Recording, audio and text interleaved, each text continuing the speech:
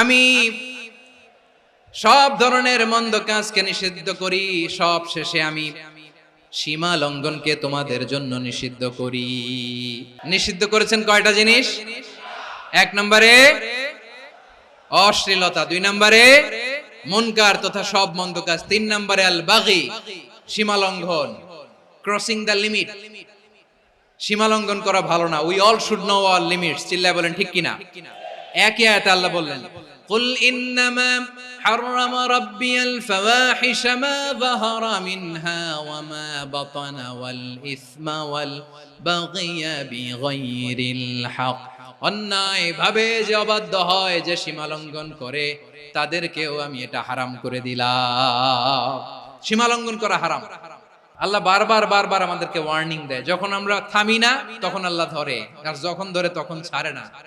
ধরে না, ধরলে আল্লাহ ফেরাউনকে কিন্তু হুট করে ধরে নাই। আপনারা জানেন 9 বার ওয়ার্নিং দিয়েছে ফেরাউনকে। আল্লাহ তাআলা ওয়ার্নিং দিয়েছিল কয়বার? রব্বুল আলামিন বলেন, ওয়ালাকাদ আতাইনা মূসা 9 আয়াতিন বাইয়িনাত। 9টা মুআজিজা দেখিয়েছি।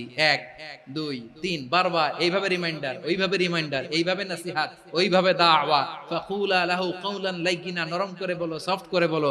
যত ওয়ে হতে পারে দাওয়া মেথডোলজি মুসা আলাইহিস সালামের সব অ্যাপ্লাই শেষ। 10ম বারে যে আল্লাহ ধরছে।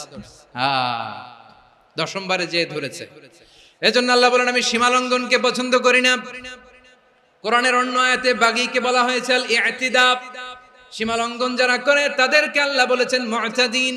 ওয়াকাতিলু ফি সাবিলিল্লাহিল্লাযীনা ইউকাতিলুনাকুম ওয়া লা তা'তাদু ইন্নাল্লাহা লা ইউহিব্বুল মুতাদিন। আমি সীমা লঙ্ঘনকারীদেরকে কোশ্চিনকালেও পছন্দ করি না। আমরা যেন সীমা লঙ্ঘন না করি। রাজি আছেন তো?